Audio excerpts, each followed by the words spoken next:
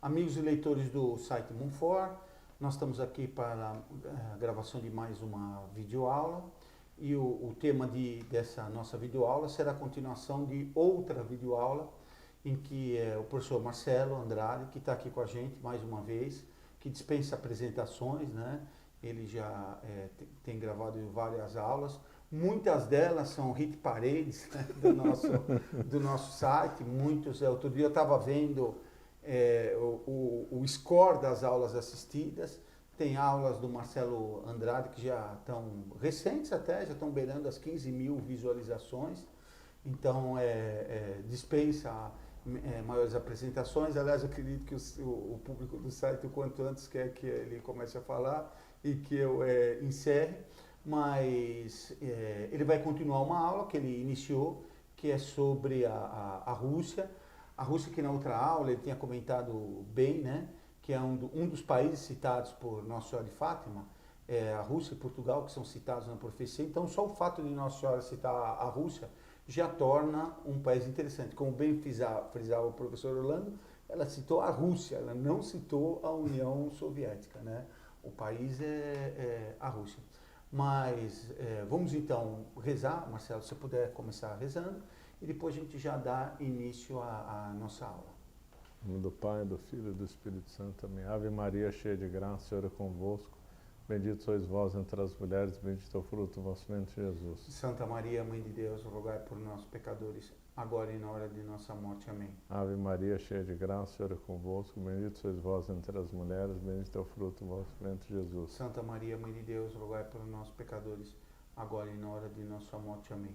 Auxílios cristãos. Rogai por nós. Santa Olga e São Vladimir. Rogai por nós. Em nome do Pai, do Filho e do Espírito Santo. Amém. Bom, então, Marcelo, vamos lá, vamos para a segunda parte da aula da Rússia, que eu tenho certeza vai ser até um hit parade maior do que foi até agora. Agora o interesse da Rússia vai aumentar provavelmente o ano que vem os estudos, que serão 100 anos da Revolução Russa de 1917, né? Bom, então vamos lá. Bom, nós paramos mais ou menos lá nós paramos na aula anterior no século XIX, eu comentei bastante do movimento Slavov, então não vou mais comentar nessa aula.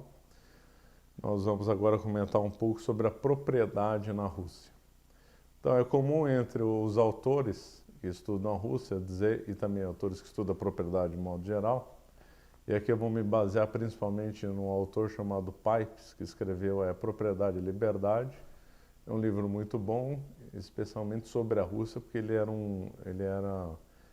ainda um estudioso exatamente sobre a Rússia. Então ele definiu a propriedade na Rússia como patrimonial. Por patrimonial, ele entende que é uma mistura entre soberania e propriedade, soberania e posse.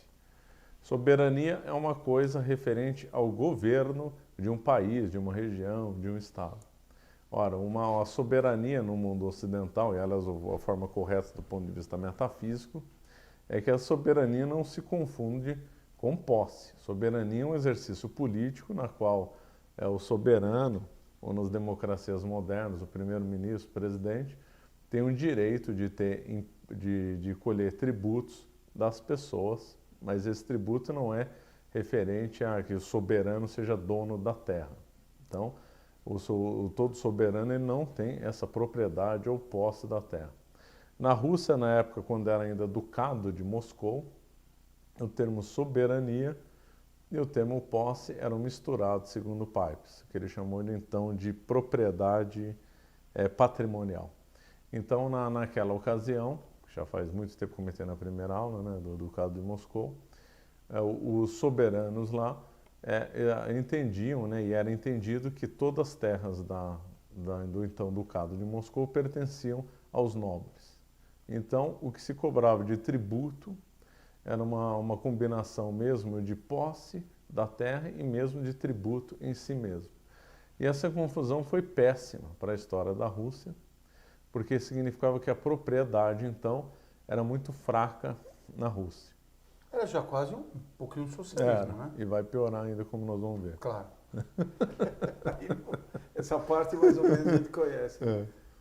E depois os povos que dominaram regiões da Rússia, como os mongóis e depois um curto período sueco, também não reforçaram a noção de propriedade na Rússia. Então a Rússia cresceu com uma vaga noção de propriedade, uma confusão entre posse e soberania. O programa não tem influência de Roma, né? É isso que eu ia comentar. Em todo o Ocidente, principalmente a oeste da Alemanha, oeste da Polônia, sul da Inglaterra, Península Itálica inteira, boa parte da bacia do Mediterrâneo, sofreram influência então forte do Império Romano, onde a propriedade então era um conceito extremamente arraigado nas populações. Isso explica também a influência do comunismo na Europa Oriental e mais fraca na Europa Oriental, na Europa Ocidental. Na Europa Oriental o Império Romano nunca teve tanta influência forte, na Europa Ocidental sim. Então o conceito de propriedade, onde o Império Romano dominou, muito mais forte do que em qualquer outro lugar. E do ponto de vista metafísico, claro, né, a propriedade é um direito. E dentro dessa lógica, dessa propriedade fragilizada, dessa propriedade na mão dos nobres e dos governantes da Rússia, a Rússia era um governo muito centralizado, muito autocrático, só que a Rússia é gigantesca, né?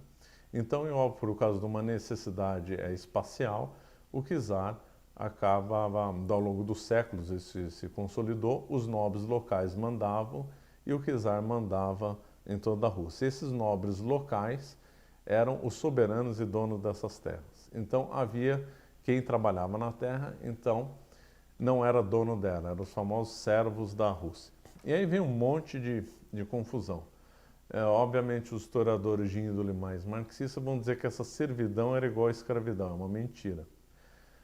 Aliás, isso daí relata um caso, quando a Rússia vendeu Alasca para os Estados Unidos, houve um intercâmbio comercial entre as duas nações e muitos russos foram visitar os Estados Unidos, que na ocasião estava no final da escravidão. E os russos ficaram impressionados como os negros eram maltratados nos Estados Unidos. Então teve relatos de russos contando, né, dessas viagens feitas nos Estados Unidos e dizendo como a escravidão americana era completamente diferente da servidão na Rússia, e era mesmo.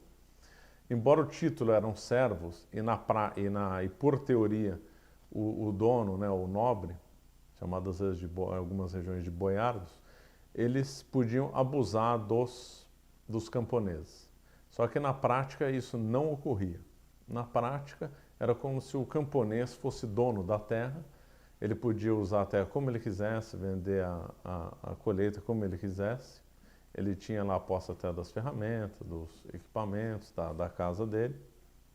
Desde que ele passasse um foro, né, com um pagamento misto de representar a soberania para o nobre não ia se incomodar com o camponês. Então, durante séculos, os camponeses viveram assim, desde que pagassem o foro, o laudêmio, né, usando aí os dois termos como sinônimo, aí o nobre não ia acabar amolando o camponês. Mas, Marcelo, isso era só nas terras próximas a Moscou ou toda a Rússia? Não, isso variava, era espalhado por toda a Rússia e variava. Boa parte era dos nobres e boa parte era tida como do Estado, ligada mais à pessoa do czar.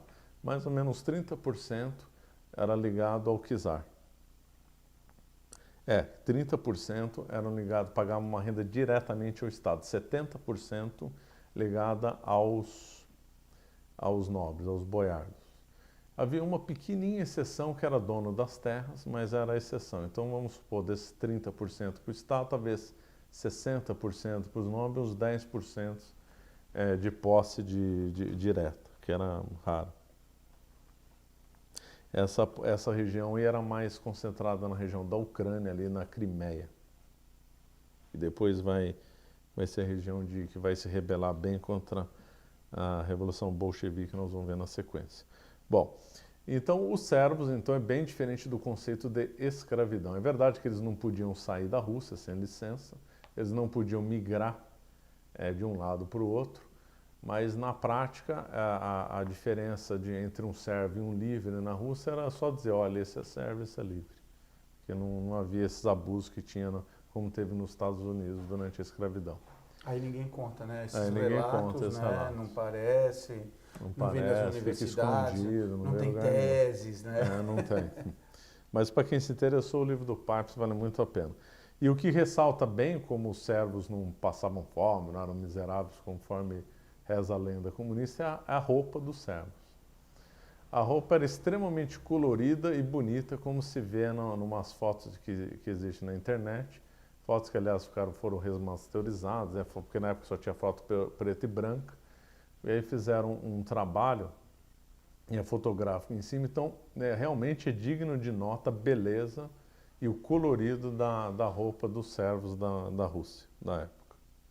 Bom, durante um tempo, né, esse modelo de servidão ficou intocável, até que em meados do século XIX começou a se discutir na Rússia o fim dessa servidão. Houve um vai e vem, grandes discussões, né? E aí durante o governo do czar Alexandre II, se discutiu de modo mais sério e o czar aprovou então o fim da servidão. A servidão então foi abolida em 1861.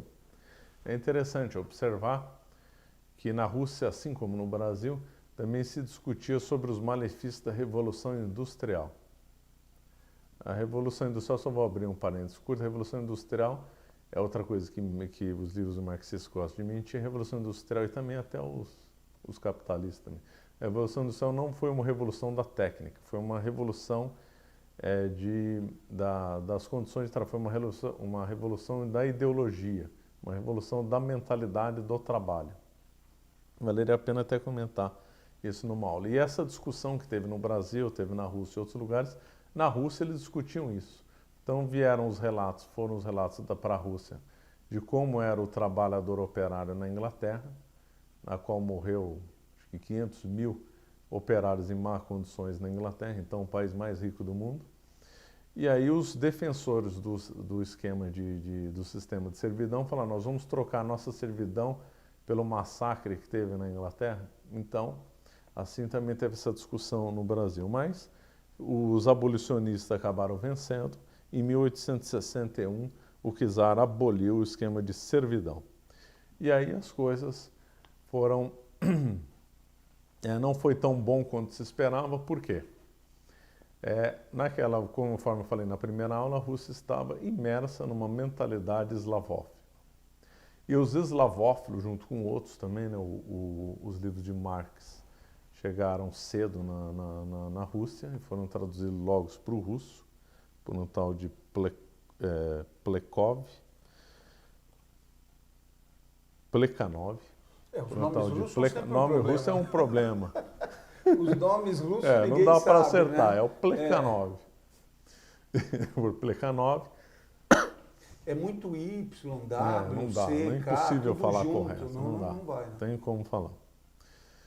Começaram a defender, e isso foi vencedor, infelizmente, que então a posse, a propriedade sairia da mão para o nobre, mas não para ir na mão do camponês, mas sim para ir na mão das comunas. E aí a maioria esmagadora dos servos não se emanciparam, ficaram na mão das comunas. Na realidade, os servos tinham que pagar uma indenização aos nobres, mas enquanto ele não terminasse de pagar essa indenização aos nobres, ele ficava sujeito às comunas. Então já teve então um comunismo avant la lettre lá na Rússia, apoiado pelos eslavófilos. O Pipes dá um número impressionante, que em 1928, quando Stalin começou a coletivização forçada na União Soviética, 99% da propriedade estava na mão das comunas. Quer dizer, ele podia fazer uma reforma agrária só com as comunas. Só com né? as comunas, que exatamente. os camponeses não eram de fato Não eram de fato dono da terra. Era às vezes que nós vamos comentar isso que facilitou a Revolução Russa bastante no interiorzão da Rússia. Né? Então, aí os servos começaram a passar a defender das comunas, então eles não ficaram emancipados. E pior, começou um avanço na técnica em toda a Europa e esse avanço da técnica da agricultura não pôde passar para a Rússia.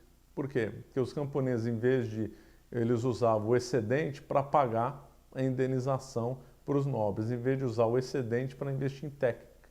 Então a agricultura na Rússia ficou estagnada. Ou seja, tem muitos servos e servos que pioraram de condição ao longo do tempo. E teve um ministro na época do Nicolau II, que viu que isso era um problema sério, Stolypin, e resolveu fomentar a propriedade privada, pensando corretamente. Se ele não fomentasse a propriedade privada, ia gerar uma agitação social. Ele teve razão, alguns anos depois a Rússia convulsionou e gerou a Revolução de 1917. Então eu quero chegar aqui a esse ponto bem interessante, que essa abolição da servidão acabou abrindo espaço para a Revolução Russa, por dois motivos principais. Primeiro, porque os nobres perderam o poder.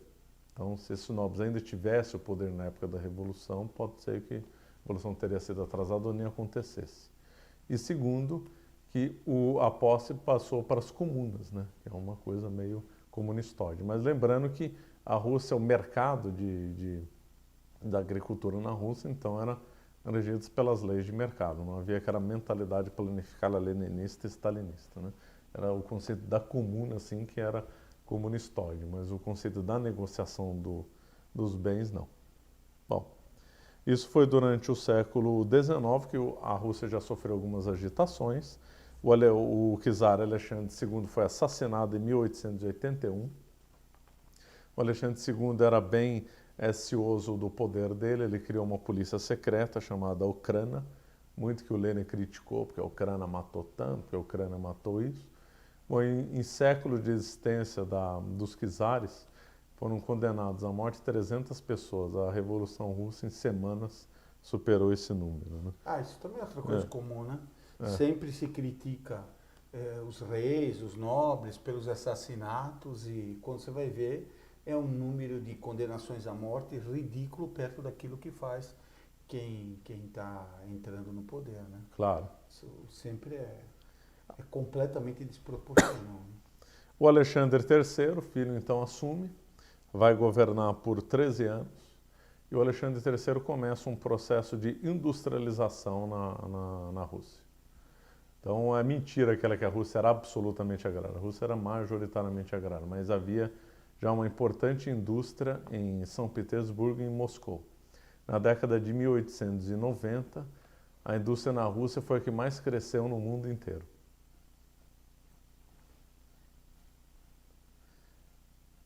Vou abrir só um parênteses, né, porque eu já vou entrar agora numa agitação influenciada pelos comunistas, pelos marxistas, bolcheviques, mencheviques, etc. Mas então eu fico devendo uma outra aula para falar do marxismo e do leninismo, porque se nós vamos falar nessa aula aqui, nós vamos desviar o foco. Então, numa próxima aula, nós vamos abordar então a ideologia dos socialismos, no plural, e vamos então explorar um pouco do pensamento marxista, leninista, trotskista e de outros. Sabe, Marcelo, nessa linha que você falou da industrialização russa, recentemente eu li um artigo que falava dos investimentos franceses e alemães na Rússia, que eram quantidades enormes. O artigo até dizia porque tinham ficado algumas pendentes que estavam sendo solucionadas agora, alguns títulos que estavam sendo cobrados agora. A questão de 20 anos atrás. Da época dos czares. Era um investimento da época dos czares, que quando entrou o comunismo, disse não pago, nós estamos sendo explorados, e que aquilo ficou e eles estavam achando até uma solução. Já não lembro mais como é que era isso. Mas o artigo comentava isso, que a prova que era uma mentira, que a Rússia era um estado falido na época do czar, era a quantidade enorme de investimentos que haviam lá por parte tanto os franceses principalmente, né? Até eles vão ficar aliados dele na guerra, mas os próprios alemães, mesmo os ingleses, investiam bastante na Rússia. É verdade, eles fizeram uma rede enorme de ferrovias, teve siderurgia, então foi um desenvolvimento bem forte mesmo. Tudo mentira da propaganda comunista. Bom, aparentemente as coisas iam razoavelmente na Rússia, Em 1894, o Alexandre III morre subitamente e assume o último dos czares, Nicolau II, que foi um czar bem fraco. Mas mesmo com esse czar fraco, que aliás, né, contando um pouco do ritual aqui dos czares, quando o czar é coroado, é muito bonito, porque tem a urra ao imperador, né? Quando o filho do Nicolau II nasceu, Alexei, né? Como é que ele chama? Alexei, né? Filho do Nicolau II, né? Acho que é Alex. Alex. Quando ele nasceu, os cossacos fizeram um urra ao czar, né? O czar Nicolau II passeou a cavalo com o príncipe herdeiro e os cossacos fizeram uma saudação bem bonita lá. Esse ritual dos cossacos, né? De saudação aos czares, tanto na coroação como no nascimento do príncipe herdeiro, é bem bonito. Aliás, os cossacos é um povo assim bem interessante. Eles de origem bem certa, eles moram, né, ainda no sul da Ucrânia, o que sobrou deles que o Stalin não exterminou, né? Eram exímios cavaleiros e eles têm uma música popular bem bonita. Infelizmente, eles aderiram aos ortodoxos e quando teve o governo das duas repúblicas, quando a Lituânia e a Polônia dominaram a Ucrânia, esses cossacos lutavam contra os cavaleiros católicos. Eles chegaram a lutar contra os sardos alados católicos. E infelizmente, fizeram abuso, massacres e mataram padres. Depois, esses mesmos cossacos iam sofrer brutalmente na mão do Stalin, né? Mas é um povo com hábitos naturais muito interessante, com uma das melhores montarias do mundo e uma música bem bonita. Os czares sempre usaram a força militar dos cossacos, né? Bom, as coisas iam razoavelmente bem na Rússia, né? O czar começou a permitir a fundação de partidos políticos e é óbvio que os comunistas saíram na frente. Houve a fundação do Partido Social Democrático dos Trabalhadores da Rússia, que depois ia ter a famosa cisão entre bolcheviques e mencheviques. O Lenin já participou desse partido, e aí com a briga com o Martov, ele ficou do lado aí foi criado então o ramo dos bolcheviques, liderados por Lenin. O ramo do Martov era o líder dos mencheviques. Bolcheviques é a maioria em russo e mencheviques é a minoria. Em 1904, acontece uma guerra que vai prejudicar muito a Rússia, que é a Guerra Russo-Japonesa. O Japão dava um crescimento industrial forte no Japão, da restauração Meiji, né? Fortes investimentos americanos lá. E o Japão, com uma mentalidade bem expansionista, né? Bem imperialista, almejou conquistar certos espaços, né? E zonas de influência pertencentes à Rússia. Aí as duas nações travaram uma guerra e o Japão venceu. Aliás, quando o Japão venceu a guerra, foi uma surpresa para os europeus, né? Como que aquele país lá do Extremo Oriente, que se tinha poucas notícias, né, venceu um país ocidental que era a Rússia, né? E a derrota, né, da Rússia foi humilhante, né? Foi entendido como uma grande humilhação. E na época, com as agitações já comunistoides, preparou a grande revolta, né? Foi quase uma revolução de 1905, na qual aconteceram 3.000 distúrbios ao longo da Rússia. 3.000. Quer dizer, os comunistas, né, já estavam infiltrados até nas pequenas vilas, insuflando as rebeliões. Então, 1905 foi bem violento. Por causa dessa revolta, o czar fez grandes mudanças na política russa. Ele criou a Duma, que aí seria uma espécie de assembleia, né, legislativa, uma espécie de congresso. E criou também, o que foi um absurdo, foi por isso que foi esse grande meio que o Lenin usou para ter a revolução, que criou os sovietes, que eram conselhos operários. No começo eram conselhos de greve, gente fomentada só para fazer greve e agitação. Depois as funções acabaram ampliando, eles se tornaram manda-chuvas de regiões, de sindicatos, de tudo. Vai ser justamente o soviete de São Petersburgo que vai comandar a revolução, né? Então esses dois fatos já prepararam a revolução de 1917. A Duma e os sovietes. A Duma porque acabou gerando uma democratização na Rússia, deputados foram eleitos com ideias já socializantes, e os sovietes trabalhando localmente com essas mesmas ideias.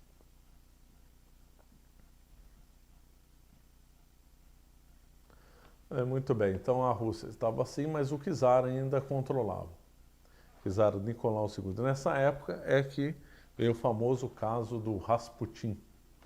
Roberto, se você quiser comentar um pouco do Rasputin, que sabe melhor que eu. Quer dizer, eu conheço meio assim, Marcelo. Conheço de fatos. Fala um pouquinho, mas você conta o caso.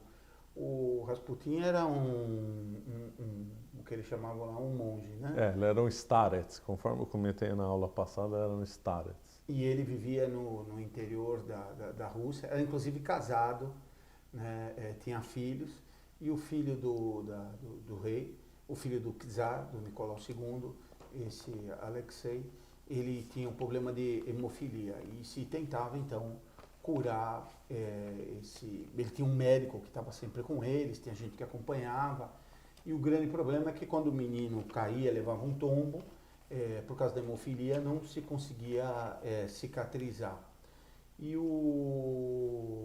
Então ele sofria muito e se tomava muito cuidado com o menino.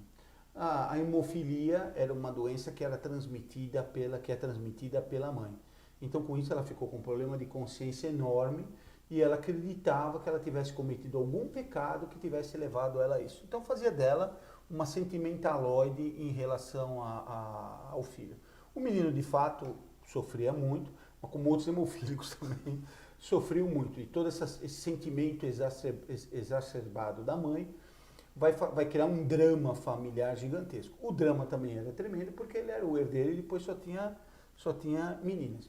Em todo caso, é claro que era melhor o menino viver. Mas se ele não vivesse e morresse, algum jeito eles davam. Né? Não era a primeira vez que não tinha assim um herdeiro direto, podia-se assumir outro herdeiro. E a rainha, então, numa das crises do filho dela, uma crise séria, ela acabaram indicando para ela o Rasputin, que então vai vir até a corte e vai começar a cuidar do menino e de uma maneira completamente mágica e diabólica, né? Aí acho que vale a pena você contar o caso, não sei se você quer deixar do Yusupov? Do Yusupov. Bom, depois eu acho que vamos só avançar. Então, não, vai, conta o caso do Yusupov. Para o leitor também não ficar. Nosso leitor, nosso conta lá, ouvinte, termina, né? você faz completa a vou história. dar um resumo do Yusupov. Então ela chama o Rasputin vai se aproximar e vai curar o menino. Ele curava mesmo. Eu uma vez contei em detalhes essa história em casa e o pessoal ficou assombrado, ficou assustado e estava junto o meu filho Francisco, que também já tinha escutado a história e por coincidência, alguns dias depois, no cursinho onde ele está, o professor contou a mesma história. Né? Essa história vem de um livro do próprio Yusupov. O Yusupov era primo direto do imperador e ele escreveu um livro, Eu Matei Rasputin. Então, o Yusupov vai ganhando prestígio, o Rasputin vai ganhando prestígio na corte, até que um dia vai começar a guerra e o rei fazia tudo que o Rasputin queria. Mas o Rasputin foi o único conselheiro do rei, não sei se você sabia disso, a dizer para não entrar na guerra. E foi a única vez que o Nicolau II não seguiu o Rasputin. Um grande erro. Assim paga o demônio a quem o serve. Bom, então, a certa altura se descobriu que o Rasputin era vendido para os alemães, mandava segredos de guerra, etc. E o rei mandou o Rasputin de volta para casa. Aí um dia ruim, o menino começou a piorar, estava para morrer. E a mulher do rei, a czarina, ela vai, do czar, ela vai mandar chamar o Rasputin. Já tinha sido feito, até organizado o funeral do menino. Então quem iria na frente, quem fazia o que lá no funeral, porque era cheio de cerimônias, para se ver o ponto que estava. E quando ele estava para morrer, já estava se decidindo, os médicos disseram, se não for hoje à noite, amanhã, chegou um telefonema do Rasputin, a Tsarina tinha mandado ir atrás dele, e chegou um telefonema dizendo que tinham achado o Rasputin, que ele mandava uma mensagem para a Tsarina. As suas orações diante de Deus alcançaram a graça, o menino não vai morrer. Todo mundo deu risada, porque evidentemente o menino ia morrer. Naquela noite, ele não morreu e ele dormiu tranquilamente. Na manhã seguinte, ele estava bom. Com isso, o Rasputin voltou e aí ninguém mais podia falar do Rasputin.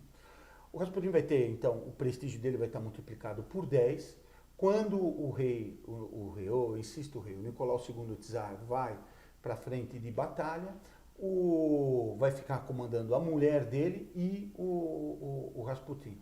O Rasputin tem uma vida completamente podre, tanto do ponto de vista físico como do ponto de vista moral. Tem até acusações dele em relação à família imperial, mas parece que essas acusações são mentiras. Então eles resolveram matar o Rasputin. Quem vai matá-lo é o Yusupov, que era primo do imperador. O Yusupov, então, que era muito próximo do Rasputin, convida ele para uma suposta festa na casa dele e serve um banquete onde tudo está cheio de arsênico, e tem vinho, tem tudo cheio de arsênico. E o Rasputin chega e pergunta, onde que está todo mundo? O Yusupov fala, ainda não chegou. O Yusupov tinha 3 amigos que tinham combinado com ele, estavam na parte de cima da casa. Quando ele chega, ele começa a comer e não morre. E o Yusupov começa a olhar para ele apavorado. E ele come de maneira mais animalesca possível, com a mão, enfiando aquilo na boca, a comida caindo, e ele levantava os olhos para o Yusupov e dava risada. E o Yusupov ficou apavorado, subiu, falou, me dá uma licença um minuto aqui, que eu preciso resolver um problema. Subiu, falou com os amigos, falou, e agora? Bom, agora não tem jeito, pegaram um revólver, ele desceu e deu um tiro na nuca do Rasputin. O Rasputin caiu, eles não levaram ele lá para um porão e foram em cima para combinar como levar o Rasputin, porque eles iam abrir era inverno, ia abrir uma pedra, ia abrir um buraco na pedra de gelo no rio que passa em Moscou? Não, São Petersburgo. São Petersburgo. Rio Nevas, se não me engano. Isso, acho que é Nevas, né? Porque é isso, em São Petersburgo, onde passa lá o rio, iam jogar ele, e aí o gelo já cobria de novo e ninguém mais achava. A certa altura, o Yusupov desceu para ver o que estava, para dar uma olhada lá no cadáver, se sentiu atraído. Quando ele chegou, ele tinha colocado ele numa adega, ele achou que o corpo não estava bem exatamente na posição que ele tinha deixado. Então ele foi olhar mais perto. Quando ele olhou, o Rasputin se atirou sobre ele, levantou e se atirou sobre ele. Ele tinha tomado, então, tinha comido 4 quilos de arsênico, que conhece, né? Arsênico, cheirou, morreu. Tinha tomado lá comido os 4 quilos de arsênico, tinha levado um tiro na nuca e pulou para cima do Rasputin, do Yusupov, empurrou ele fora, conseguiu sair da adega, foi para a sala, começou a briga, os dois que estavam em cima desceram, teve lá uma briga, ele foi saindo, conseguiu chegar até o pátio. Quando ele chegou até o pátio, o fulano estava com uma arma, um deles está com uma arma, deu 2 tiros no Rasputin, aí ele caiu, e o Yusupov entrou assim num estado de emoção, pegou, as armas eram muito pesadas, pegou a arma pelo ferro, por onde atira, e começou a bater com como é que chama o pedaço de trás da arma? A coroa. Coroa.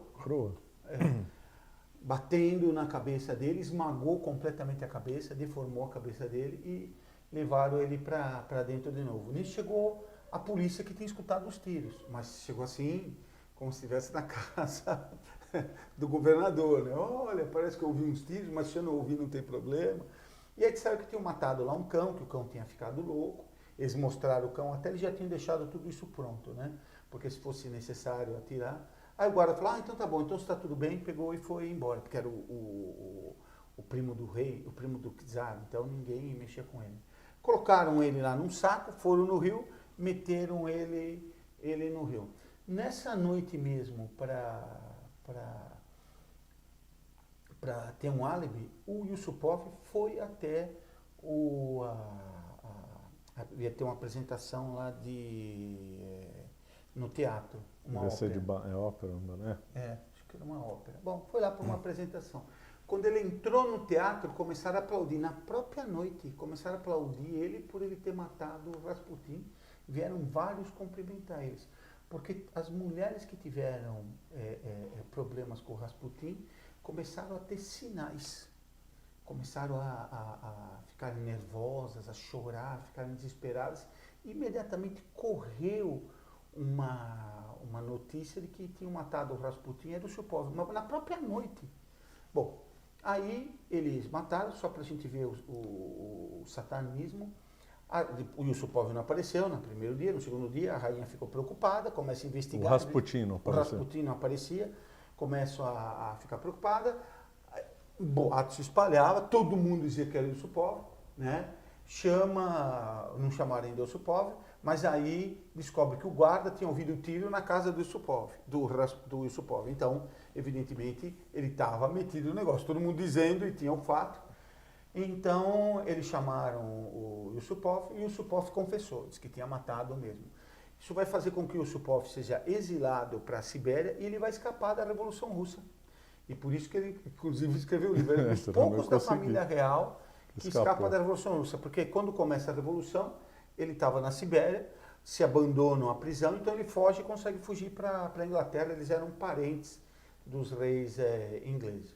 Mas aí a rainha faz questão de achar o corpo dele.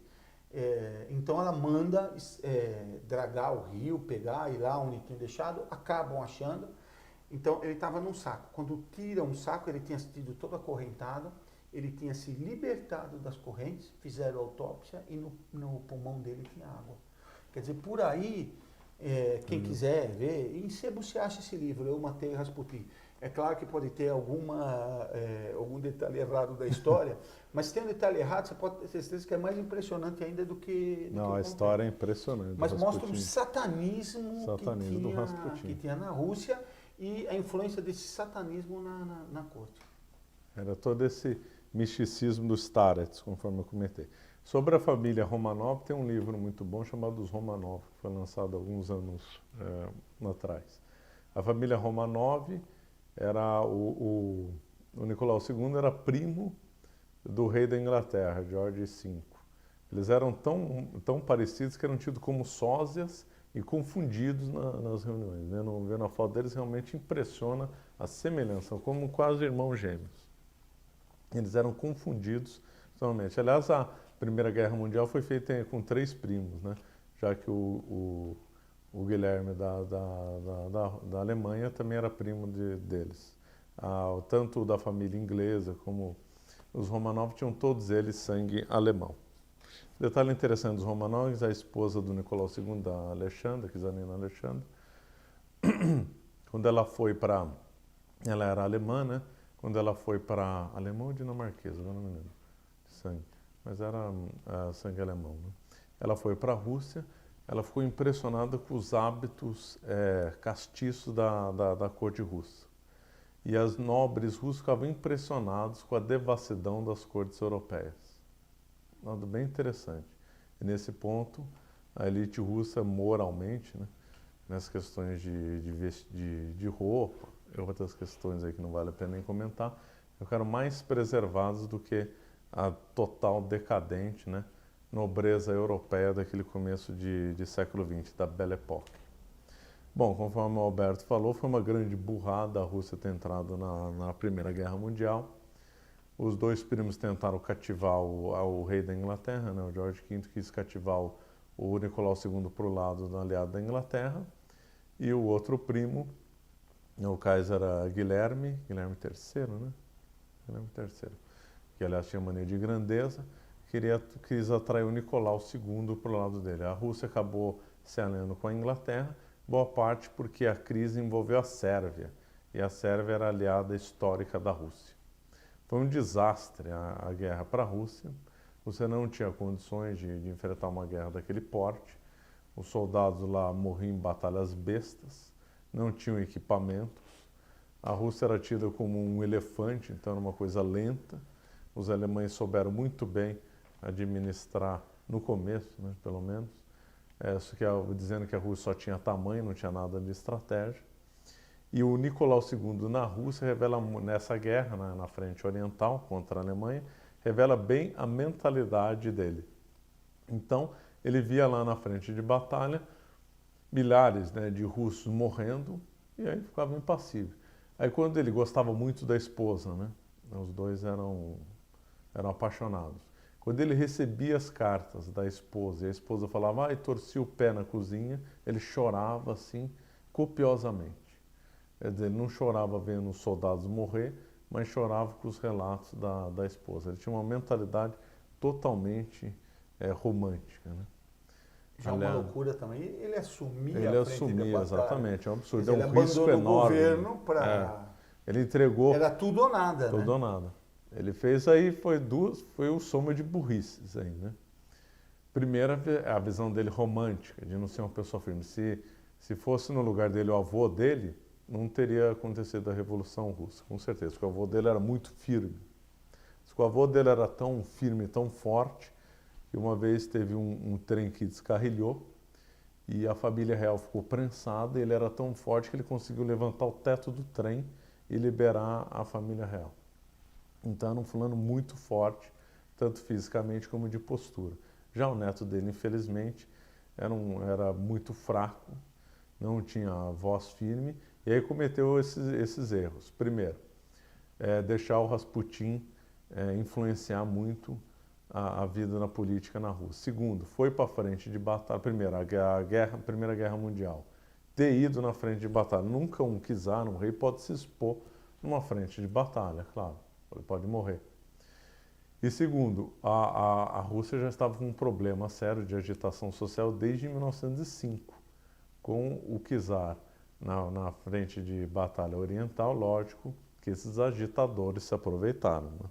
Claro.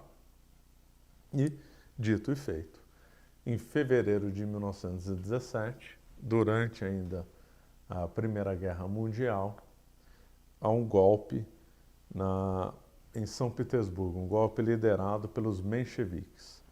Primeiro quem assumiu o controle foi Lvov e depois, na sequência, o Kerensky.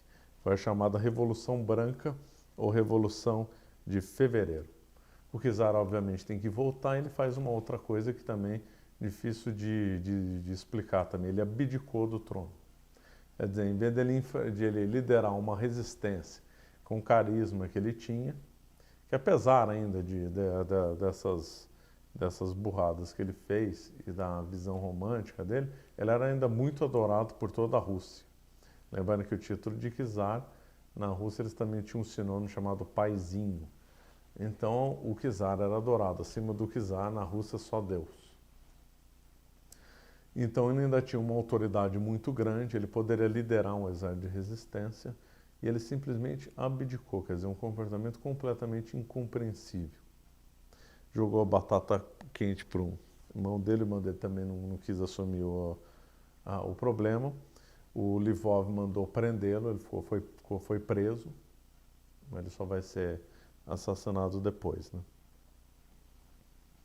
Durante esse governo menchevique durou de fevereiro até outubro, quando tem a Revolução Vermelha. Foram poucos meses, mas de acontecimentos bem intensos. Por quê? Nessa ocasião, os Estados Unidos entrou na guerra. O Woodrow Wilson entrou na guerra e ele dizia que ele só entraria na guerra com o fim dos czares. O Woodrow Wilson ficou fascinado com a queda do czar e com o governo dos mencheviques, né? Um governo supostamente liberal. Na verdade, os mencheviques eram socialistas também, igual os bolcheviques, só que eles queriam uma via mais moderada de socialismo. O Martkov, nessa época, já tinha abandonado, ele estava tramando tanto o Kerensky como o Lvov eram deputados da Duma, né? Por isso que eles já assumiram o controle. O Martkov era mais um teórico.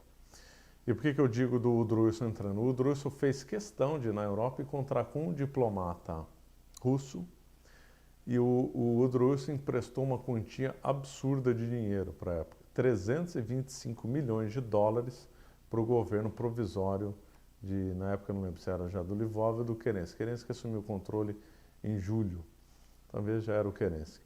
325 milhões de dólares, que hoje daria mais de 5 bilhões, para o governo russo nascente. Bom, esse governo começou a enfrentar muito protesto, porque entre os comunistas ninguém se entende, muita revolta. a guerra estava ceifando vidas de russos, a guerra se tornou uma coisa altamente impopular e, por incrível que pareça, nem o Lvov nem o Kerensky quiseram tirar a Rússia da guerra. Foi outro erro estratégico tremendo. Se eles tivessem tirado os soldados da frente de batalha, ter feito uma paz com a Alemanha, igual o Lenin ia fazer depois, talvez os ânimos teriam sido apaziguados e a Revolução de Outubro não teria acontecido, teria sido adiada, mas não. Eles insistiram na guerra. O Lenin, nessa época, estava dividindo um tempo entre a Suíça, em Genebra e a Alemanha. Em Genebra ele deu aula ensinando o comunismo, a variação do marxismo, daí eu tenho o marxismo-leninismo. O Lenin foi perseguido pelos czares, porque ele era revolucionário, porque o irmão dele tinha conspirado contra o czar e tinha sido condenado à morte. O Lenin era do mal, eu não vou me deter muito no Lenin, que eu pretendo comentar com ele numa outra aula, mas só para não deixar a gente sem resposta, o Lenin não era um operário, era filho de um burocrata, bem de vida. Tanto ele como o irmão começaram a investigar a tese socialista, começaram a pensar sobre o socialismo. O irmão dele atuou na conspiração contra o czar, foi condenado à morte. O Lenin ficou com raiva, começou a atuar contra os czar, até que ele foi preso, depois conseguiu exílio, dividido entre Genebra e na Alemanha. Na Alemanha, ele conseguiu uns contatos influentes e conseguiu convencer alguém, ou então, de comum acordo, que a Alemanha então custeasse a viagem de volta dele para a Rússia, que é conhecido o episódio como Rumo à Estação Finlândia, que é a estação que ele desembarcou em São Petersburgo. Então o Lenin voltou para a Rússia quando soube da queda do czar para continuar as agitações. O Lenin era brigado com os mencheviques, conforme eu falei, o Lenin era líder dos bolcheviques e quem tinha assumido o controle da Rússia eram os mencheviques. Ele fez agitação, chegou a ser preso pelo governo, lançou as famosas teses de Abril, na qual ele comenta vários erros do menchevique, exigindo nacionalização, radicalização da revolução, um monte de coisa. Nessa época, o controle do soviete de São Petersburgo estava na mão do Lenin. O Lenin estava na Europa, mas estava na mão de aliados do Lenin. O Lenin começa a atuar tanto na Duma como no soviete de São Petersburgo para dar um golpe em Kerensky. E ele consegue em boa parte com o dinheiro que o Trotsky trouxe de Nova York. Então, o Jacob Schiff da Kuhn-Leben Company, um banqueiro de Nova York, dá 20 milhões de dólares para o Trotsky ajudar a fazer a revolução. O Trotsky foi em Nova York, disse que ele passeou de limusine lá e tal, quer dizer, o comunista adorou lá o capitalismo nova-iorquino e de lá pelo menos os frutos do capitalismo, ele gostou. Concordava, né? Concordava. Aí ele voltou com os bolsos cheios de 20 milhões de dólares do Jacob Schiff, foi a principal doação. Tem um livro que comenta isso chamado The Wall Street and the Bolshevik Revolution, que comenta o financiamento de banqueiros de Wall Street financiando a Revolução Bolchevique. Também teve um banqueiro londrino que também ajudou aí a financiar a Revolução de Outubro.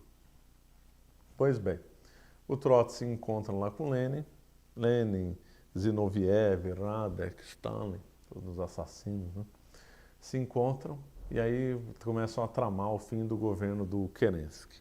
O Lenin via a agitação do soviete de São Petersburgo, ele liderou um assalto ao palácio do Kerensky, que aliás estava muito mal vigiado. O Kerensky tinha colocado poucos soldados e alguns soldados mulheres lá. Ele depois virou motivo de piada. E aí o Lenin conseguiu assaltar o palácio e controlar então o governo. Mas ele não estabeleceu a paz, não, porque continuou a agitação. Houve uma pressão enorme da Duma para na realidade o soviete de São Petersburgo teve um racha com a Duma, estava uma confusão tremenda, até que foi imposto por Lenin, né, uma Assembleia Constituinte. O Lenin aceitou essa Assembleia Constituinte com o argumento que ele não podia fugir. Ó, se não tiver uma Assembleia Constituinte, fundar uma república e novas leis, o Lenin era só trocar um czar por czar Lenin. Só que isso só foi mera estratégia do Lenin. foi convocada a Assembleia Constituinte, teve a eleição dos deputados e dos constituintes, só que os bolcheviques perderam. Os bolcheviques estavam em minoria. De 707 constituintes, os bolcheviques conseguiram apenas 175. Aí o Lenin viu que pela via legal ele não ia conseguir fazer revolução, então, já concentrando mais poder, ele conseguiu dissolver a Assembleia Constituinte e exercer o poder na Rússia como um ditador mesmo. Ele dissolveu em 1918, na mesma época foi criada a Polícia Secreta Tcheca, que vai ser a atriz-avó da KGB, e o Lenin começa então os expurgos e massacres. E é óbvio, aí eclode então a Guerra Civil, que vai durar de 1917, do finalzinho de 1917 até 1921. O Lenin foi esperto e fez uma paz com a Alemanha, a paz de Brest-Litovsk. Então o Lenin retirou todos os soldados da Rússia, que aliás gerou um grande prestígio com os soldados que ele tinha tirado da frente da Alemanha. O interessante dessa paz que ele fez com a Alemanha é que ele renunciava, né, ao poder sobre a Ucrânia e a Bielorrússia. E logo depois, na sequência, lá 22, 23, a Ucrânia e a Bielorrússia voltam para o poder da Rússia, né? Aí, em 1917 e 1921, nós temos a Guerra Civil na Rússia entre os vermelhos e os brancos. Aí, novamente, os livros marxistas vão falar, tá vendo como os comunistas eram bons? Teve várias potências ocidentais que mandaram exército para lá e os bolcheviques conseguiram vencer. É verdade que os vermelhos bolcheviques conseguiram vencer, só que tem um detalhe, o Lenin tinha o controle de Moscou e de São Petersburgo, que eram os dois grandes polos industriais. Ele fez todas as indústrias trabalharem para a guerra, ele já tinha um dinheiro lá que os banqueiros tinham financiado, e todo que o Lenin próprio falou de comunismo de guerra, ele voltou toda a economia da Rússia para defesa dos interesses dele, dos bolcheviques. Resultado, gerou uma fome e uma calamidade em Moscou e São Petersburgo, que a população reduziu enormemente, chegou a quase a metade a redução da população nessas cidades. E depois, à frente dos brancos, que eram as potências ocidentais, invadiram a Rússia, mas em tal desacordo e desunião que eles foram lá mais para ajudar indiretamente os vermelhos do que para pôr fim à revolução. A coisa era tão desorganizada que teve uma frente na Sibéria, uma coisa completamente delirante, porque as duas principais cidades da Rússia eram Moscou e São Petersburgo, capital São Petersburgo. Logo depois o Lenin vai transferir para Moscou. Ora, as potências ocidentais que se quisessem acabar com a guerra deveriam justamente concentrar os esforços em Moscou e São Petersburgo e não lá na Sibéria como teve. Teve uma frente na Sibéria, teve uma operação no Ártico completamente delirante, uma operação no Mar Negro, porque os cossacos foram contra a deposição do czar, dada uma lealdade histórica, e lutaram contra os bolcheviques. Então, os aliados ocidentais se aliaram com essa frente vinda da Ucrânia do Sul, tinha a frente delirante, completamente ineficaz da Sibéria e uma frente absurda lá no Ártico. Quer dizer, uma coisa racional não foi feita. Foi feita eles entraram na guerra para perder e dar vitória para os bolcheviques. A coisa ficou tão ruim que foi um exército tcheco lá, que depois se perdeu no meio do frio, em guerra e atrapalhados, que os americanos o Woodrow Wilson teve que enviar um exército lá para socorrer os tchecos lá no meio do nada, do gelo soviético. E o principal agrupamento que os americanos, supostamente, né, contra adversários da então nascente União Soviética, enfrentaram os esforços na Sibéria, justamente, onde tinha um grande contingente de exército japonês também. Aí teve um efeito contrário, né? Teve um determinado momento que o Woodrow Wilson declarou que o problema da União Soviética era deles resolverem entre eles mesmos, ou seja, uma não interferência. O Japão queria continuar interferindo, porque o Japão era inimigo da então nascente, né, da Rússia, da então nascente União Soviética, não só por causa da guerra russo-japonesa, por causa de atrito já ainda no século XIX. o Japão queria continuar a investida pela Sibéria. O exército americano impediu indiretamente essa iniciativa dos japoneses. Então, enfim, o exército branco, totalmente desarticulado, resolveu então suspender essa ofensiva contra a União Soviética e deixar eles resolver os problemas deles mesmos. Ficou uma frente de resistência dos cossacos no sul, que foi chamado de Vandeia Russa. Inclusive o Lenin usou essa expressão porque o Lenin era um grande estudioso, uma pessoa muito inteligente, ele sabia dessas coisas da Vandeia da França, então todo mundo já apelidou a região de Vandeia da Rússia. Teve traição, assim como na Vandeia francesa, teve traição, e ali eles sufocaram lá essa rebelião lá.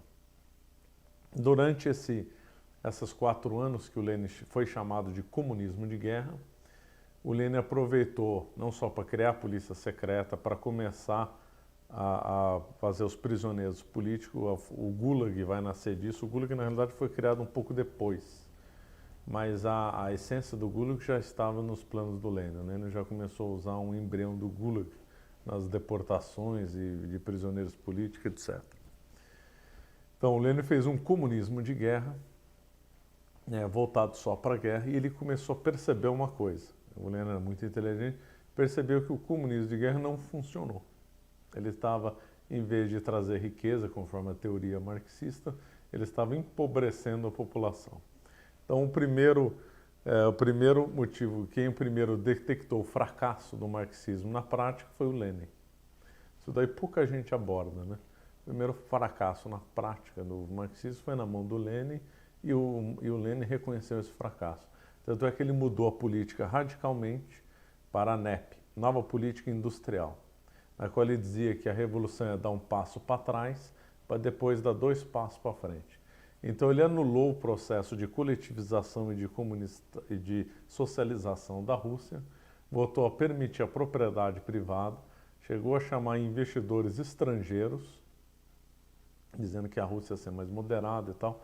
Alguns investidores ingleses se interessaram em investir na Rússia. Foi o que foi chamado, durou até 1928, né, Nova Política Industrial. Mas as perseguições políticas continuaram e o fortalecimento de poder do Lenin continuou bastante.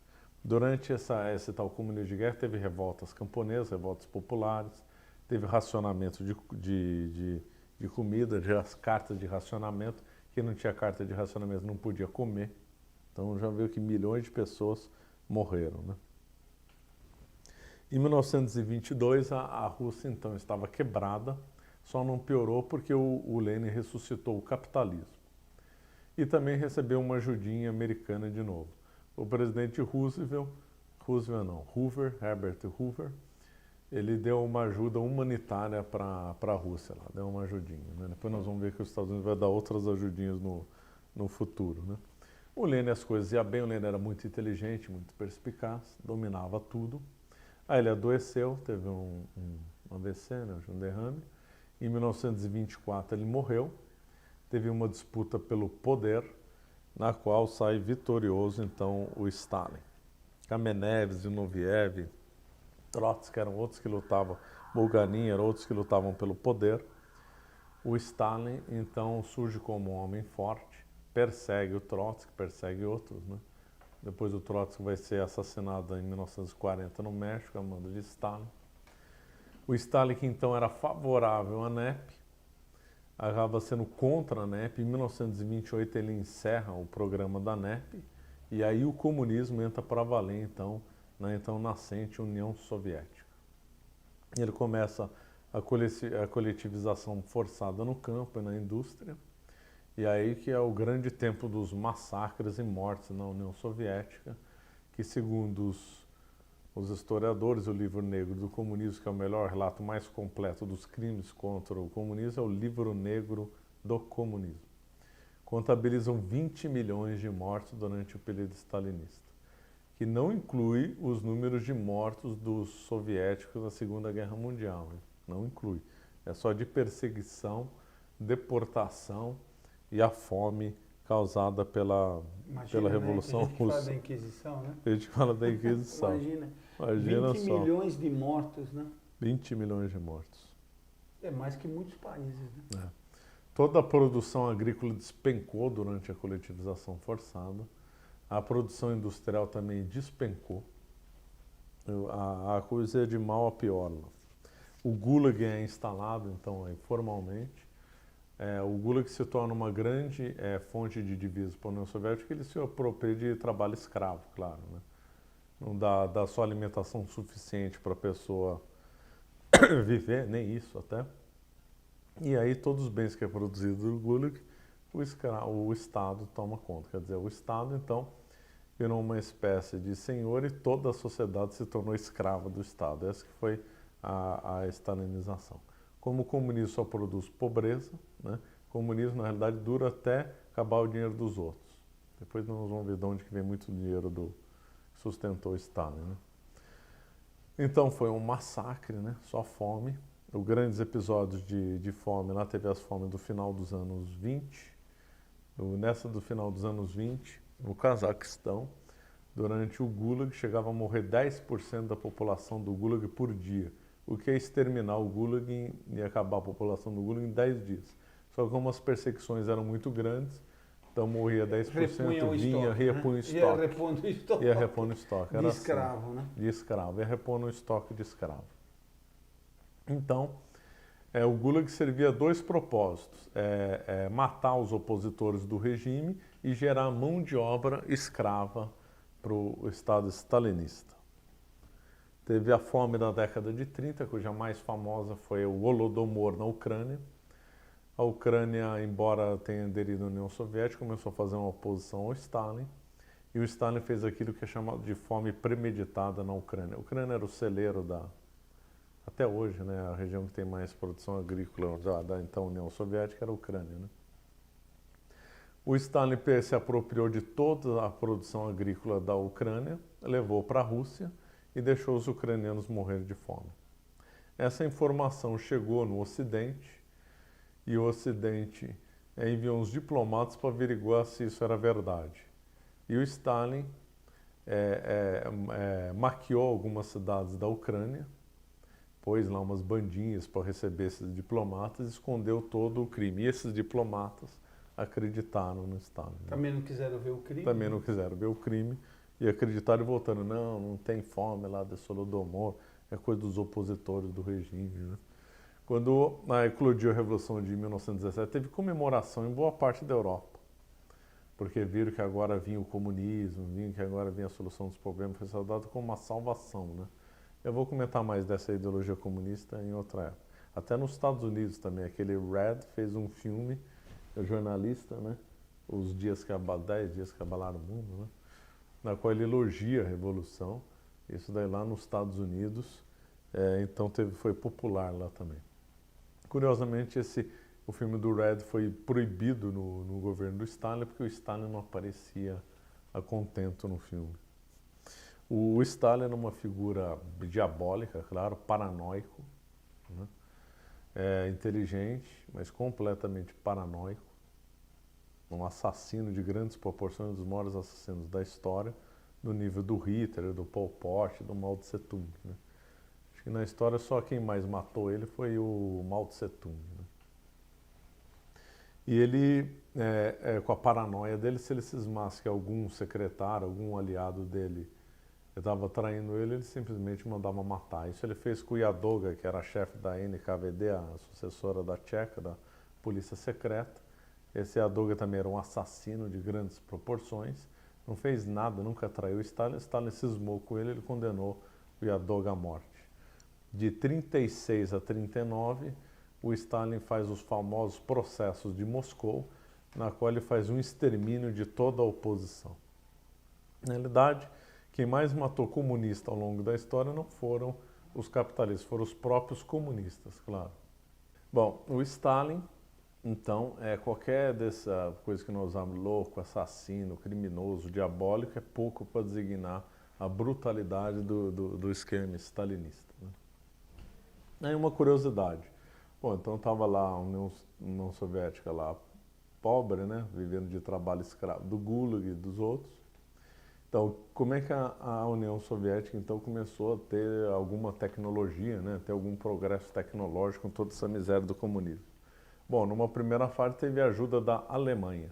Já na época do Lenin, a Alemanha estabelece uma parceria com a União Soviética. A Alemanha, por causa do Tratado de Versalhes, ela não podia, supostamente, não podia desenvolver determinadas armas nem treinar o exército. Então ela se aliou com a União Soviética, na qual os exércitos, as forças armadas da Alemanha iam treinar na União Soviética em troca de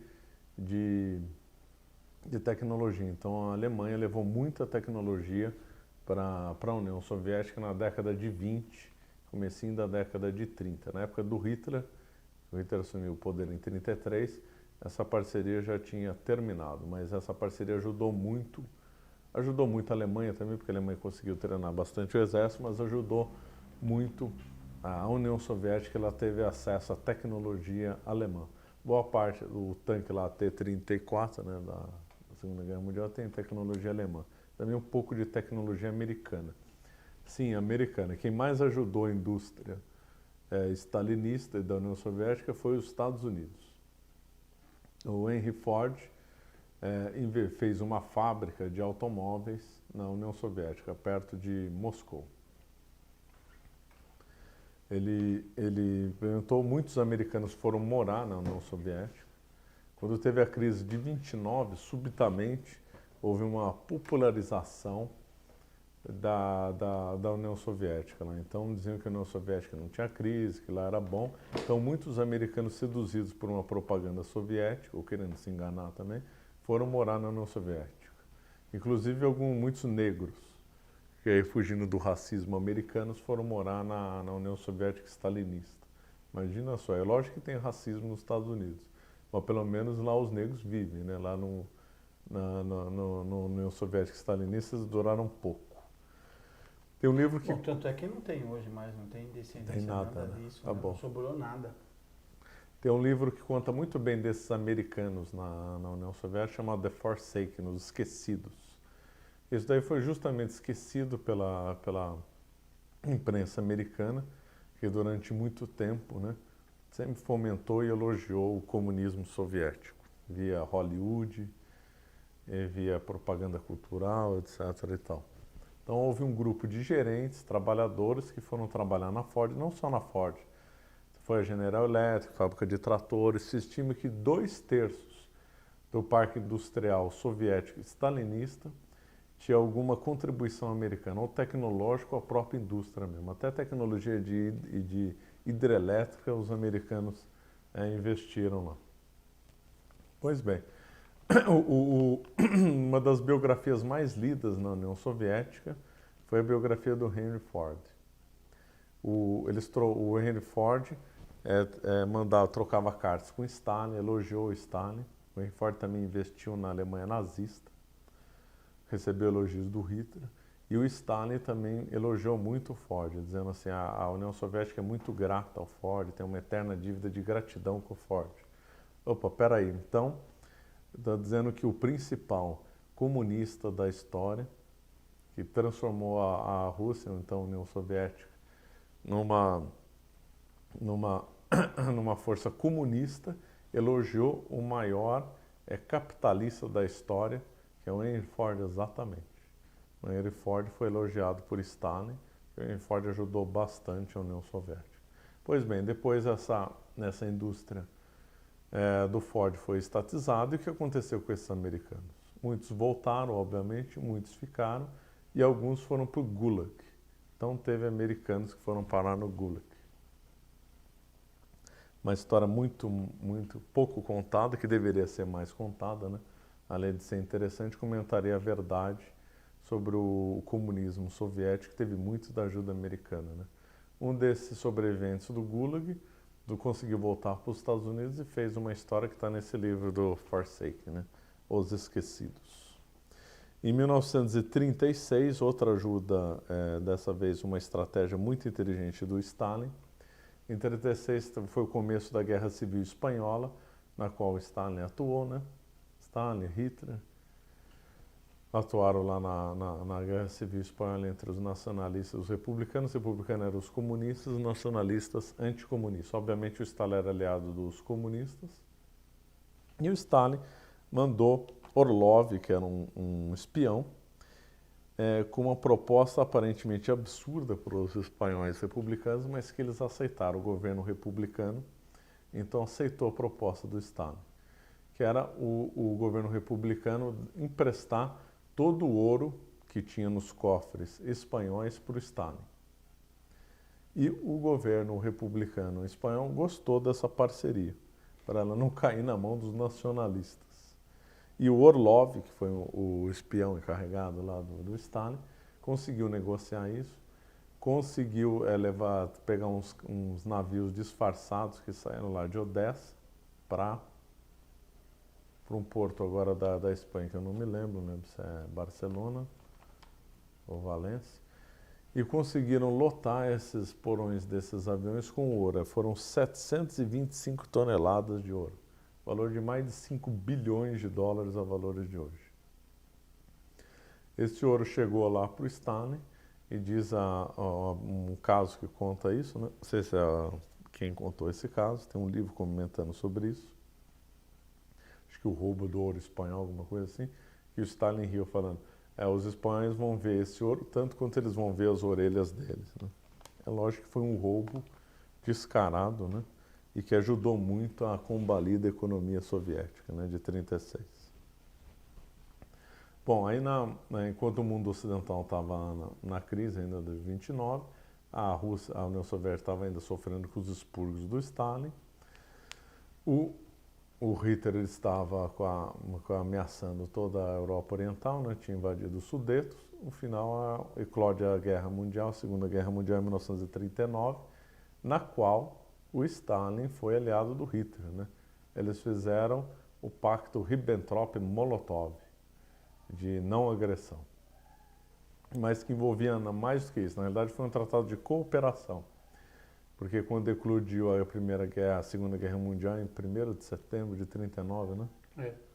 1º de setembro de 1939, a Alemanha invadiu a Polônia e 14 dias depois, que dia 15 de setembro do mesmo ano, 15 dias depois, a União Soviética invade a Polônia.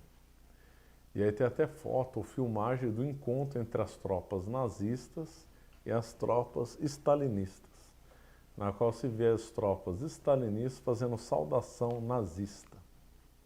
Eles trocam prisioneiros, né? E tem uma curiosidade aí, que tinha alguns judeus nesse meio tempo que eles sofreram brutalmente tanto na mão do Stalin como na mão do Hitler, né? Mais na mão do Hitler, claro.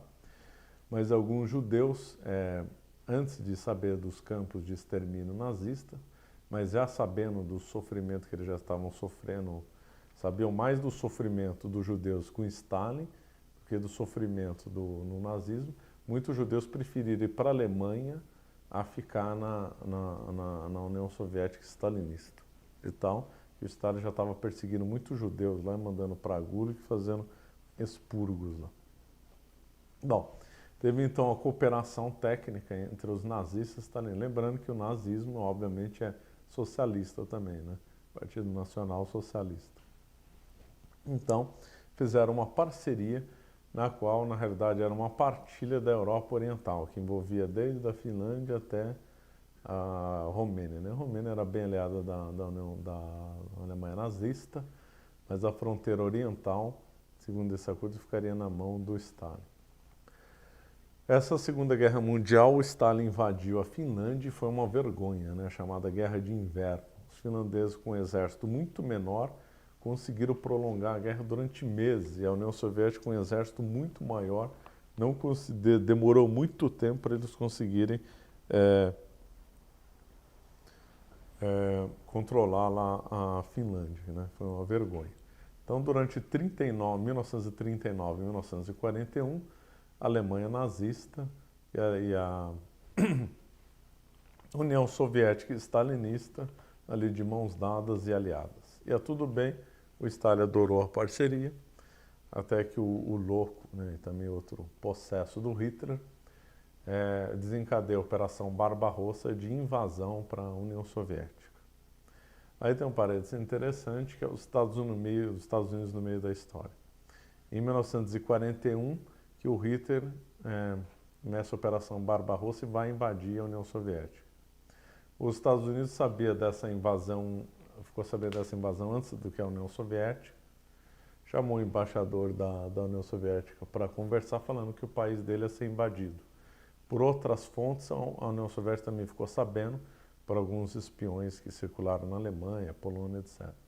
Quando essa informação chegou para o Stalin não acreditou e mandou matar o emissário lá com essa informação, falando não, jamais o Hitler vai invadir a União Soviética. Mas voltando aos Estados Unidos, esse embaixador soviético perguntou para uma consulta ao governo americano, então, do Roosevelt, né? Franklin Delano Roosevelt, se os Estados Unidos, se depois do final da guerra, ia reconhecer essa fronteira oriental da Polônia. Os Estados Unidos falou que não, que a Polônia tinha que ser restaurada a fronteira oriental. Depois nós vamos ver que depois, no pós-guerra, acabou dando mais do que esse embaixador pediu em 1941. Mas o dado interessante é que o Roosevelt desbloqueou os bens da União Soviética que estavam retidos por causa da suposta neutralidade americana. Também desbloqueou os bens da Inglaterra e já antes, meses antes do ataque a Pearl Harbor, o Roosevelt conseguiu aprovar no parlamento Lend-Lease, que era uma eventual ajuda dos Estados Unidos, caso remotamente os Estados Unidos fossem entrar em guerra, eles teriam uma linha de crédito mega bilionária para ajudar os aliados. Nessa conta entraria a Inglaterra, número 1, e número 2, a União Soviética. Esse dinheiro veio até para o Brasil, ajudou a financiar a CSN, né? Companhia Siderúrgica Nacional. Tem o ataque a Pearl Harbor, e ali do nada, né? Que uma coisa já estava bem preparada lá nos Estados Unidos, do nada eles convertem indústrias para fabricar botas para militares, uniformes militares, tanques de guerra, aviões, né? Do nada em meses. Quer dizer, na realidade os Estados Unidos já estavam se armando até os dentes para a guerra, só esperavam um pretexto que era o ataque a Pearl Harbor. Mas por que eu estou falando isso? Porque essa Lend-Lease foi a operação que financiou a União Soviética na guerra e o dinheiro foi tão grande, né, que ajudou até o pós-guerra. Foram 12 bilhões de dólares para a União Soviética, o equivalente hoje a 140 bilhões de dólares na guerra. Conta-se que a soma do tesouro e de toda a riqueza acumulada na União Soviética, ainda nos anos 60, era de 8 bilhões de dólares. Quer dizer, muito tempo depois. Quer dizer, a União Soviética não tinha nem como pagar uma remota parcela disso. E os Estados Unidos não cobrou um centavo da União Soviética. Foi doação pura e simples, do equivalente hoje a 140 bilhões de dólares para a União Soviética. É um número realmente impressionante.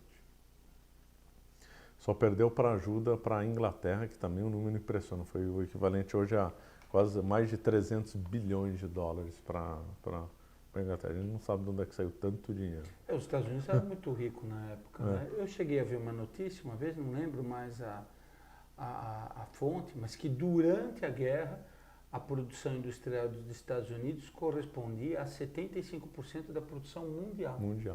Quer dizer, os Estados Unidos sozinho produzia 3 vezes mais que todo o resto do mundo junto. Então era uma riqueza, uma coisa absurda. Completamente. Não tinha como a Alemanha ganhar a guerra com essa potência industrial americana. Mas então, vamos investigar como é que foi esse Lend-Lease. Foi uma operação de crédito que os Estados Unidos abriu para a União Soviética? Não, foi muito melhor que isso. Foi uma entrega delivery de equipamentos militares. Isso é contado no livro, com esse nome, chamado The Lend-Lease. Então foi montada uma grande operação na qual os Estados Unidos iam entregar na porta, né, todos os equipamentos para a União Soviética. Então eles fizeram 3 rotas principais. A rota da Pérsia, na qual os equipamentos sairiam via Golfo do México, dariam volta no Cabo da Boa Esperança, chegariam via Pérsia, hoje Irã, né, iam chegar via Cáucaso. Por aí foi um monte de caminhões Studebaker. Teve a rota do Ártico, dando a volta lá pelo Ártico, que é uma rota que só funcionava no verão por razões óbvias, e também teve a rota do Alasca. A rota do Ártico acabou sendo a mais importante. tá? Por causa que a rota da Pérsia dava muita volta. Quais foram os equipamentos que os Estados Unidos deu para a União Soviética? Quando teve a invasão da Barbarossa, depois eu volto só para não perder o fio da meada, teve a invasão da Barbarossa, na qual os tanques soviéticos, a divisão Panzer, passou com uma faca numa manteiga nas forças soviéticas. Olha que os soviéticos tinham 30 mil tanques T-34. Tudo tecnologia americana e alemã. E por que foi um fracasso as coisas dos soviéticos? Foi um fracasso por dois motivos. Primeiro, que o Stalin tinha matado boa parte da elite militar soviética. O segundo é que, por incrível que pareça, os tanques soviéticos não conseguiam comunicar um com os outros porque eles não tinham dinheiro para ter rádio. Então não conseguia comunicar, e com a comunicação extremamente eficiente dos nazistas foi um passeio, né? Os nazistas destruíram 30 mil tanques, chegaram até perto de Moscou, e aí o Hitler, que nunca tinha errado na guerra, ou melhor, tinha errado pouco, na frente oriental ele fez uma burrada atrás da outra, né? Ele que não invadiu Moscou, atrasa, e volta para o Cáucaso. Uma manobra muito radical, já devia ter talvez ido para o Cáucaso direto, onde estavam os postos de petróleo. Depois ele para em Stalingrado. Não deveria parar em Stalingrado, porque Stalingrado não tinha nada lá. Ele deveria ter ido direto para o Cáucaso. Aí fixa uma obsessão com Stalingrado, onde morrem 300 mil alemães, que é a reviravolta da guerra, né, de 1941. Bom, aí a União Soviética começa então o contra-ataque, né? Tanto na frente lá na frente de Stalingrado, como na frente lá mais ao norte, perto de Moscou. Então aí que chega o Lend-Lease americano, cujas operações de guerra para a União Soviética já começaram em dezembro e os Estados Unidos já tinham declarado guerra em novembro. Não, foi em dezembro, né? Achei que foi a diferença de um mês entre a declaração de guerra americana ao Japão e à Alemanha e a ajuda para a União Soviética. A União Soviética tinha vários problemas, né, de equipamentos. A única coisa que ela conseguia construir era tanque de guerra. Então os Estados Unidos mandou aço para conseguir construir os T-34. A União Soviética tinha uma rede de ferrovias excelente, só que não tinha locomotiva, porque não tinha dinheiro para construir locomotiva. Os Estados Unidos mandou acho que 200 locomotivas para a União Soviética. A União Soviética não tinha remoto, não tinha nada para transportar tropa. Os Estados Unidos mandou 500 mil caminhões Studebakers, com capacidade de mobilização de 5 milhões de pessoas, somando os 500 mil. Era o melhor caminhão disparado de transporte na guerra, porque ele era 4x4, acho que era até 6x6, né? Então era eficiente na neve e na lama. Foi tanto Studebaker via a rota da Pérsia que sobrou Studebaker. Coisa mais rara na guerra é sobrar equipamento, sempre falta. Claro. O Studebaker foi exceção. Tem um monte de gente sobrou. destruindo. O Studebaker sobrou. Sobrou muito equipamento na guerra, depois nós vamos comentar onde foi usado esses equipamentos. E aí o Stalin, o que fez com isso? Boa parte desse Studebaker? Fazer deportação, claro. Aí o Stalin, que não tinha terminado a deportação dos cossacos, ele levou um monte de cossaco lá para a Sibéria para morrer congelado, usou os Studebakers americanos, né? Também para fazer transporte entre os gulags, né? Levar mais gente para Kalima, que era o campo de gulags lá no extremo da Sibéria, onde elas foi preso um prisioneiro americano, que contou o relato que eu falei, e esse preso americano chegou a ver um equipamento americano trabalhando no gulag. Quer dizer, os Estados Unidos estavam financiando a União Soviética, que estava matando americano no próprio solo soviético. Esse Lend-Lease a aprovação não foi unânime, né? O Roosevelt contou com muita oposição, inclusive do Truman, que era o vice dele, futuro presidente americano. A melhor estratégia, segundo Truman e outros, aliás, com toda a razão, era deixar os nazistas e stalinistas se matarem e os Estados Unidos só ajudar a frente ocidental. Ajudar a França e a Inglaterra e não fazer uma operação de apoio à União Soviética, e tentar empurrar a guerra ao máximo para lá e segurar a União Soviética lá. Ajudando muito a União Soviética, ele acabou ajudando a vitória do comunismo, ajudou a União Soviética a chegar em Berlim, antes dele, nós vamos ver isso daqui a pouco também. Então foi feita toda uma operação para dar realmente a vitória para os comunistas. Mas voltando aos equipamentos, os Studebakers o exército soviético não tinha bota, foram mandadas 4 milhões de botas para os soviéticos. Haja centopeia. Haja centopeia, 4 milhões de botas, uniformes soviéticos foram mandados.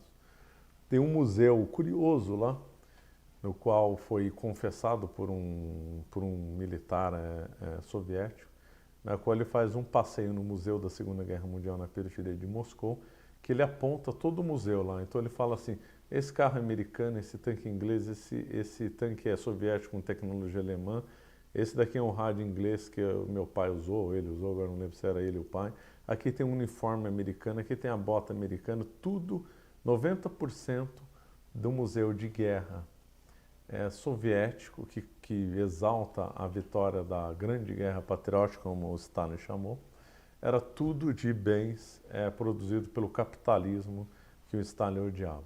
Então foi tudo para a União Soviética, tudo que eles quiseram e precisaram foi tanque, além da ajuda do aço também foi tanque, e esses tanques iam recheados com uísque e pasta de amendoim, e caminhões também iam com chocolate, um monte de ajuda. Também foi um monte de comida para eles. Os Estados Unidos parou navios tanques no Ártico para abastecer grandes armazéns de petróleo, né? Não sei como é que chama o lugar que armazena petróleo, não é armazém, né? Qual é o nome? É silo de petróleo. Bom, sei lá, tanques de petróleo. Os tanques de petróleo, porque a União Soviética também não tinha produção de petróleo suficiente para abastecer os Studebakers e os tanques. Então, os Estados Unidos também deu um monte de combustíveis para eles. Tudo lá, mão beijada. Também Sem aviões, cobrar né, Marcelo? aviões também. Deu uma quantidade fabulosa de aviões. Fabulosa de aviões também. Foi tudo, desde avião, carro, comida, armas, bala. Bala foi tudo para os soviéticos. E não cobrou um centavo. Só para ter uma ideia da dificuldade de transporte, os nazistas, quando depois fizeram a primeira invasão lá da Ucrânia, né, as primeiras tropas de assalto e de choque, depois vai mais gente para ajudar a tomar conta, os nazistas chegaram a usar cavalos, né, 750 mil cavalos para invadir a União Soviética. E aí os soviéticos, em contrapartida, tinham lá os Studebakers, né, um pouquinho melhor do que cavalo. Era mais eficiente. Mais eficiente. Lembrando que quando os nazistas invadiram a Ucrânia, eles foram recebidos como libertadores. Foram recebidos com flores. A população da Ucrânia põe flores nos tanques nazistas e eles foram aclamados como libertadores. É evidente que isso aí durou pouco, porque depois os nazistas cometeram uma série de abusos brutais contra a Ucrânia, né? Aí a Ucrânia... Que foi outra loucura do Hitler, né? Porque em vez de conquistar o aliado, começou a fazer perseguição que estava ao fácil, aliado, né? A Ucrânia se tornou aliada dos nazistas. Só que aí parece que teve até um comando de assassinos, né, especial para minar os ucranianos, né? Aí a roda virou. E só que alguns ucranianos resolveram lutar contra o Stalin e contra os nazistas. Uma coisa que raríssima a gente comentar foi um movimento guerrilheiro contra os nazistas e contra os stalinistas que durou na Ucrânia até os anos 50. Depois, quando teve a guerra, esse exército guerrilheiro começou a lutar contra o Stalin, lutando pela libertação da Ucrânia, que não conseguiram, claro. E aí o Stalin exterminou eles em 56, 57. Bom, aí então eu estou frisando bem essa Lend-Lease para ver de onde que veio o dinheiro que a União Soviética invadiu lá e conseguiu vencer os alemães. E foi a grande vitória, veio tudo dos Estados Unidos, né? Depois todos os aliados atrasaram a tomada de Berlim justamente para deixar os soviéticos chegar em Berlim e dar o privilégio deles conquistarem a capital nazista antes dos aliados. Evidentemente, Segunda Guerra Mundial, tem aqui um mestre que é o Alberto, né? Depois podia gravar umas aulas, né, sobre Segunda Guerra Mundial, né? No futuro. Mas realmente a guerra é bem interessante, porque quando se analisa, se vê, né, que no começo dá tudo certo para o Hitler, depois e dá de tudo repente errado. Começa a dar tudo errado e aí dá tudo certo para a União Soviética. É claro que a guerra é feita de encomenda. É feita de encomenda. Claro. Aliás, para pôr um parênteses aqui na aula, eu lembro das primeiras vezes que eu fui na casa do professor Orlando e ele exatamente deu uma aula sobre a guerra, né? E uma aula, era um domingo à tarde, foi uma aula grande, E ele comentava exatamente isso. E no final da aula, na época, há pouco tempo, o Brasil tinha sido tricampeão do mundo, né? Então, se falava muito disso para começar outro campeonato, era 73, 74, uma coisa assim. E então alguém que estava na aula disse, ia começar o campeonato, estava se falando, e alguém disse, professor, o senhor acha que esse campeonato mundial de futebol pode ser controlado? E antes mesmo do professor responder, um outro que estava lá, um outro aluno, disse, mas escuta, não acabamos de ver que a guerra é controlada, quanto mais o campeonato mundial, né? Então, uma certa decepção geral, mas o argumento era totalmente sem resposta, né? Quem controla a guerra controla o campeonato mundial, né? Claro. Então, aí os exércitos do Stalin chegaram em Berlim, aliás, chegaram com ajuda com um tanque anfíbio projetado especialmente para passar em rios, projetado pelos engenheiros americanos que o Stalin usou para cruzar um monte de rios lá da Alemanha. Eles conquistaram então Berlim, hastearam lá a bandeira da foice e o martelo, na qual o Exército Vermelho fez um dos maiores crimes de guerra, de abuso do vencedor contra o vencido em Berlim, que foi uma coisa assim horripilante, que não dá nem para comentar os abusos, né? Aí finalmente depois os aliados chegaram também em Berlim. Bom, se eles abusavam dos aliados, eles abusavam dele, dos próprios russos soviéticos, imagina dos inimigos. Imagina dos inimigos. E na Polônia, que em princípio era aliado deles, que estava lutando contra o nazismo, também em Varsóvia, em todo lugar, eles fizeram abusos enormes. Imagina os alemães. Claro. Né? Mas sabe, Marcelo, interessante sair, tem saído agora alguns livros com os arquivos das guerras dos comunistas, porque até a queda do muro de Berlim, né, até a queda do comunismo, aqueles arquivos ninguém podia mexer. E agora eles foram liberados e começaram pesquisas, então agora estão saindo livros com esses arquivos. E uma das coisas que tem num desses livros, aparece nos arquivos comunistas uma queixa do governo americano e do governo inglês sobre os crimes que estavam sendo cometidos na Polônia contra os poloneses. Por quê? Porque, em tese, o governo polonês estava no exílio, né? Então ele estava lutando contra os nazistas e era aliado aos russos. E os soldados russos que estavam dentro da Polônia estavam cometendo muitos abusos e questões de violações em relação a mulheres. Tinham N queixas, estava tão provado que até o governo inglês e o governo americano se manifestaram contra. E a queixa acabou chegando no próprio Stalin, né? Levaram para ele e quando ele viu aquilo ele achou um absurdo e ele fez o comentário. Mas como eles se queixam? Nós fazemos isso com os nossos cidadãos, nós não vamos fazer com os outros? Claro. Então né? diz que era uma coisa demônio muito desse. comum, lá internamente mesmo, esse tipo de abusos. Então, imagina se eles não vão fazer com os poloneses. Imagina, coitado dos alemães, o que não devem ter sofrido, já que eram um inimigo. Claro, sofreram brutalmente. Bom, então nós vamos aproveitar essa parte do Alberto para encerrar então essa segunda aula e futuramente nós vamos gravar uma terceira aula então com o pós-guerra União Soviética, o pós-guerra até o fim, que é 1991. A União Soviética propriamente falando durou de 1917 a 1991 e agora nós comentamos então até 1945. Aí na terceira aula nós vamos de 45 a 1991. Bom, vamos rezar então? Vamos. Pai, do Filho e do Espírito Santo. Amém. Ave Maria, cheia de graça, o Senhor é convosco. Bendito sois vós entre as mulheres, bendito é o fruto do vosso ventre, Jesus. Santa Maria, Mãe de Deus, rogai por nós, pecadores, agora e na hora de nossa morte. Amém. Ave Maria, cheia de graça, o Senhor é convosco. Bendito sois vós entre as mulheres, bendito é o fruto do vosso ventre, Jesus. Santa Maria, Mãe de Deus, rogai por nós, pecadores, agora e na hora de nossa morte. Amém. Auxílio dos cristãos. Rogai por nós. Santa Olga e São Vladimir. Rogai por nós. Em nome do Pai, do Filho e do Espírito Santo. Amém.